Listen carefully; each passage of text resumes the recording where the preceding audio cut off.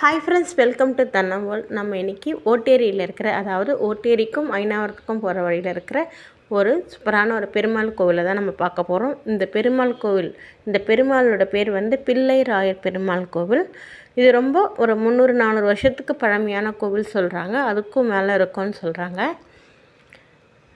ஆஞ்சநேயர் இங்கே ரொம்ப அழகாக இருப்பார்.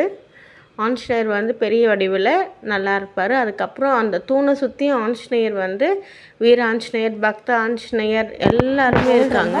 ஆக்சுவலாக ராமர் வந்து ஆஞ்சநேயரோட இதயத்தில் இருக்காருன்றதுக்காக அந்த இதயத்தை பிழிச்சு காமிப்பாருன்னுவாங்க இல்லைங்க, அதெல்லாம் நல்லா காமிச்சிருப்பாங்க.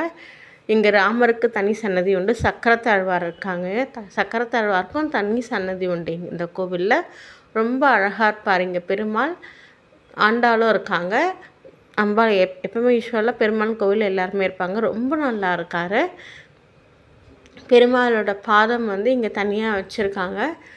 நம்ம வாங்க ஒன்று ஒன்றா போய் பார்க்கலாம். பாருங்கள், ஆஞ்சநேயர் பாருங்கள் நல்லா வச்சுருக்காங்க. ஒரு ஆஞ்சநேயர் இருப்பாங்க. சக்கரத்தாழ்வார் இருக்கார் இங்கே தண்ணி சன்னதியில். ரொம்ப அருமையான கோவில், நல்லா அமைதியாக இருக்கும். இங்கே புரட்டாசி மாதம் சனிக்கிழமைலாம் ரொம்ப விசேஷமாக இருக்குது. நியூ இயருக்கு ரொம்ப நல்லாயிருக்கு. ஒவ்வொரு இதுவுக்கும் நல்லா பண்ணுறாங்க. சக்கரத்தாழ்வார், யோக நரசிம்மர் ஒரு இதுவில் இருப்பாங்க. இது வந்து கோவிலோட பின்னாடி இதுவு. இங்கே வந்து ஒரு அம்பாலும் இருக்காங்க.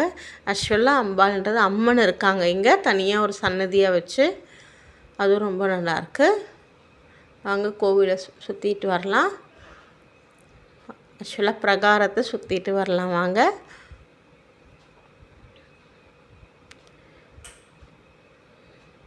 இங்கே வந்து ஆண்டாள் இருக்காங்க.